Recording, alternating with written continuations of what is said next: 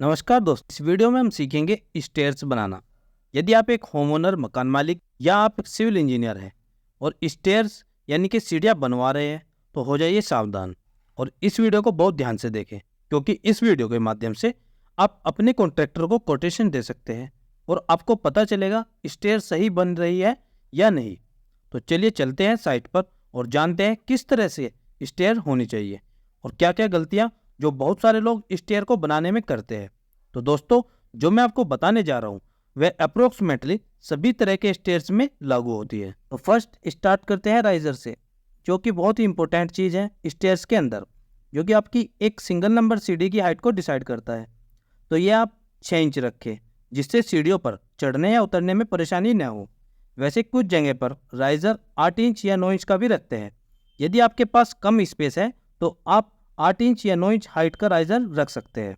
लेकिन कुछ जगह पर मैंने ऐसे भी देखा है कि ठेकेदार अपना दिमाग लगाकर राइजर की हाइट को बढ़ा देता है, जिससे बाद में घर के सभी मेंबर्स को चढ़ने या उतरने में दिक्कतों का सामना करना पड़ता है। खासतौर पर घर की महिलाएं और बुजुर्गों के लिए यह हानिकारक होता है। इसलिए आप ध्यान रखें, राइजर की हाइट 6 इंच से 9 इंच के बीच में ही रख, ताकि सीढ़ियों पर चढ़ने और उतरने में कोई परेशानी न हो। अब नेक्स्ट हम बात करते हैं थ्रेड की। थ्रेड मतलब जिस जगह पर हमारा सीढ़ी पर चढ़ते और उतरते समय पैर आता है उसी को थ्रेड बोलते हैं। और थ्रेड की लेंथ आपको कम से कम 10 इंच रखनी चाहिए। यदि आपके पास कंफर्ट स्पेस है तो आप थ्रेड की लेंथ 12 इंच भी रख सकते हैं, जो कि बेस्ट रहेगा, जिससे आपका पैर पैडी पर सही से पूरा रखा जाए। बहुत सी जगह पर ऐसा होता है कि इसकी लंबाई 8 इंच या 9 इंच रखते हैं, तो इसमें चढ़ते या उतरते समय आपका पैर आधा आएगा। इट मीन्स चढ़ते और उतरते समय कंफर्ट फील नहीं होगा। इसलिए आप थ्रेड की लेंथ कम से कम 10 इंच और अगर आपके पास कंफर्ट स्पेस है तो 12 इंच रख सकते हो, जो कि अक्सर मैं भी अपनी साइट्स पर रखता हूँ। अब नेक्स्ट पॉइंट है स्टेयर स्लैब या फ्लाइट थिकनेस। यदि आप कटिंग वाली स्टेयर्स बनवा रहे हैं तो इसमें कोई दिक्कत नहीं है, और यदि आप फ्लाइट स्टेयर्स बना रहे हैं तो स्लैब थिकनेस आप 4 इंच से 5 इंच मोटाई की रख सकते हैं। कई बार मैंने देखा है कि लोग थोड़ा पैसा बचाने के चक्कर में स्लैब की थिकनेस 2.5 इंच या फिर 3 इंच रख लेते हैं, जिसके कोलैप्स होने के बहुत ज़्यादा चांसेस होते हैं। इसलिए मजबूती के लिए फ्लाइट थिकनेस 4 इंच से 5 इंच रखें। 5 इंच से ज़्यादा करोगे तो यह अननेसेसरी वेट बढ़ाएगा। अब नेक्स्ट हम बात करते हैं स्टेज की विड्थ, मतलब स्टेज की चौड़ाई की। तो दोस्तों, कई जगह पर मैंने देखा है कि लोग 2.5 फीट की चौड़ाई का स्टेयर दे देते हैं, कुछ जगह पर 3 फीट की चौड़ाई का स्टेयर दे देते हैं। तो इसमें आपको बहुत ज़्यादा प्रॉब्लम का सामना करना पड़ता है, क्योंकि जो आपका सामान होता है उसको नीचे से ऊपर ले जाने के लिए कम से कम आपको 3.5 फीट की चौड़ाई का स्टेयर चाहिए ही चाहिए। फॉर एग्जाम्पल, अगर आप ऊपर रहते हैं तो आपको सामान नीचे से ऊपर ले जाने के लिए समझो कितनी प्रॉब्लम का सामना करना पड़ेगा, या आपको सामान को किसी रस्से द्वारा ऊपर खींचना पड़ेगा। इसलिए आप जरूर ध्यान रखें, स्टेयर की चौड़ाई कम से कम 3.5 फीट रखें। यदि आपके पास कंफर्ट स्पेस है तो आप स्टेयर्स की चौड़ाई 4 फीट भी रख सकते हो, जो कि आपके लिए बेस्ट रहेगा। अब बात करते हैं लैंडिंग की। लैंडिंग मीन्स जो आपकी बड़ी पैड़ी होती है। तो यदि आपके स्टेयर्स की विड्थ 3.5 फीट है तो लैंडिंग भी आपकी 3.5 फीट बाय 3.5 फीट की रहने वाली है।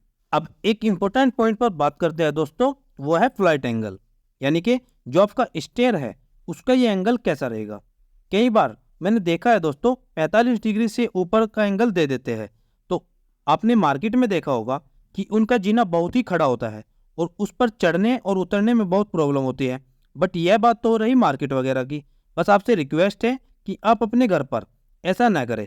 आप हमेशा मेरे हिसाब से अपने घर के स्टेयर को 35 डिग्री एंगल यानी कि 35 डिग्री के एंगल पर ही रखें, ताकि घरों पर आपको चढ़ते और उतरते समय थकावट महसूस ना हो।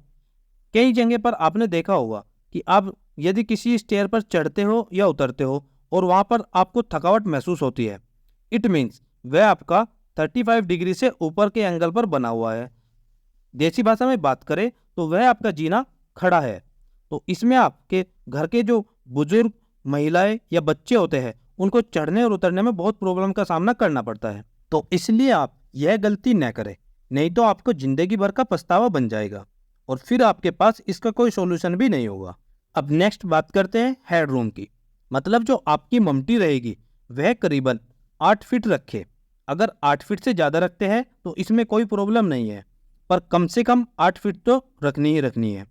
हेडरूम आपके लिए बहुत ज़्यादा ज़रूरी है, बल्कि मैं आपको सजेस्ट करूँगा कि आप 9 फीट हाइट रखें तो बेस्ट है। अब है स्टील रेलिंग, तो स्टील रेलिंग की हाइट आप 3 फीट ही रखें तो बेस्ट है। ध्यान रहे कि कुछ पैसों को बचाने के चक्कर में स्टील रेलिंग की हाइट 3 फीट से कम न करें।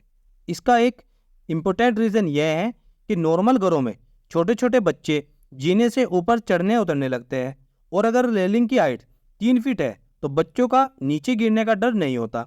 और अगर आप 2 फीट हाइट रखेंगे तो छोटा बच्चा रेलिंग से नीचे देखने लगता है और इससे कोई दुर्घटना होने की आशंका बनी रहती है।